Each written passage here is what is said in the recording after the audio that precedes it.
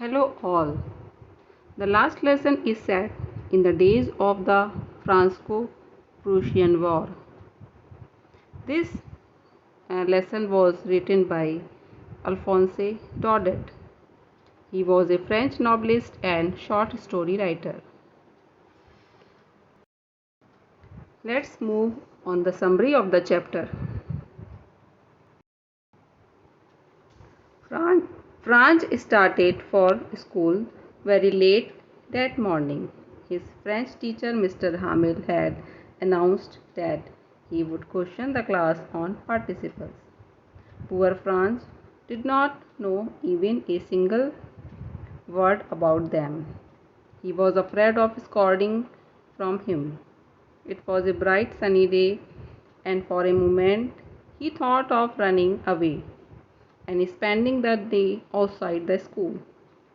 The chirping of the birds and marching of the Prussian soldiers was much more tempting than the rules of the participles.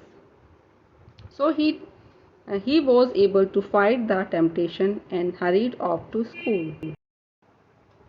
On his way to school, Franz passed the town hall and noticed a crowd in front of the bulletin board. For the past 2 years, all the bad news had come from it, and Franz thought about what the matter was this time. As he was hurrying past, Watcher the blacksmith called out to him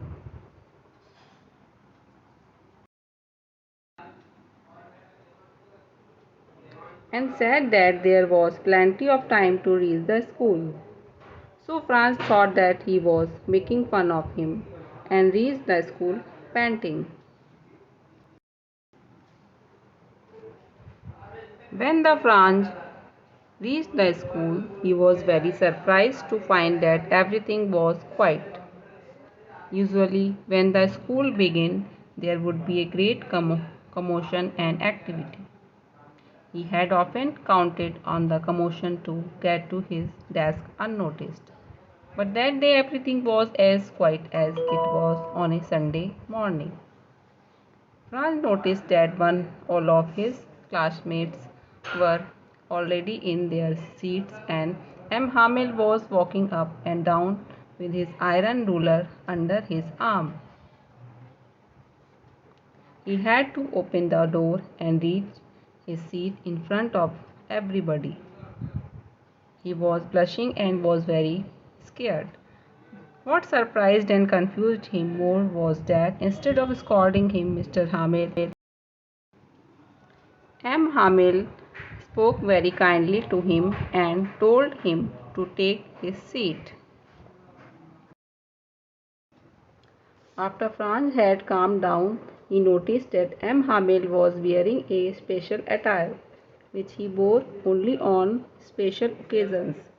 The whole school was so strange and a seriousness prevailed in the atmosphere, but what surprised and confused him most was to see the village people sitting quietly on the black benches. They all looked very sad. Franz was still surprised as he observed the changes around him. When Hamel mounted on his chair and made the dreadful announcement, he told the class that it was their last French lesson. The order had come from Berlin to teach only German in the schools of Alsace and Lorraine, and he would be leaving the school the next day. These words were a shock to little Franz. Now he remembered the gathering at the town hall. He was totally shocked by the sudden turn of the events. He regretted not having learnt his lessons when there was still time. Now he will never be able to learn them. He had wasted his precious time away from the class, engaging himself in useless activities like seeking birds' eggs, going sliding on the Saar River, and so on. His books, which were a nuisance to him, suddenly felt like old friends. His feelings for his teacher too started changing. The thought that Hamel was going away and Franz would never see him again made him forget all about how cranky Mr. Hamel was. Franz was feeling very sorry for him.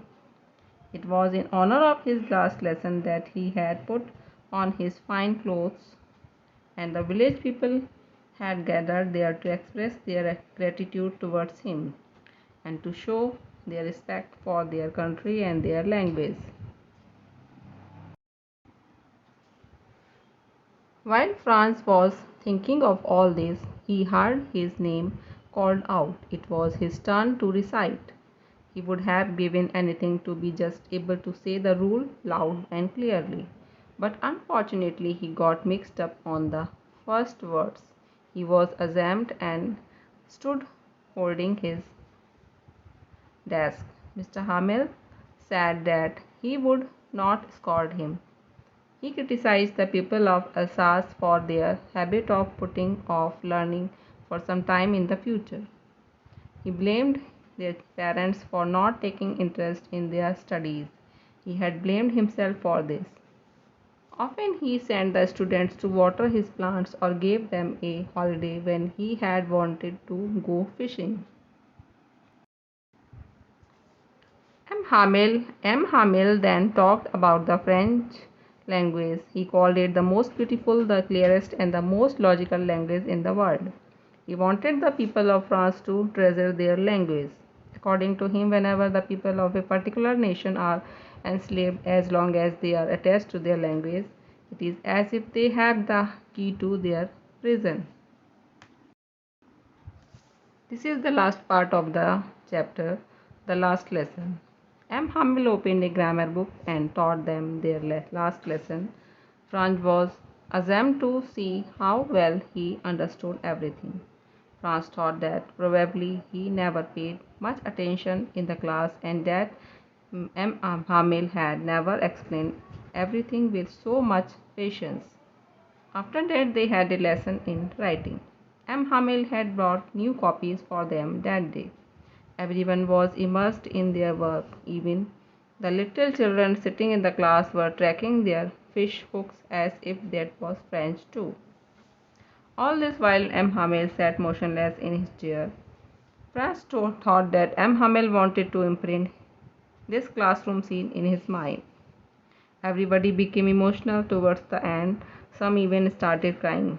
But Hamel had the courage and patience to hear every lesson to the last.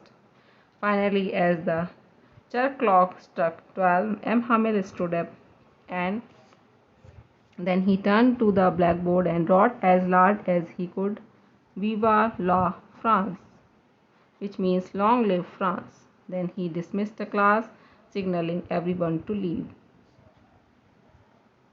Thanks for watching.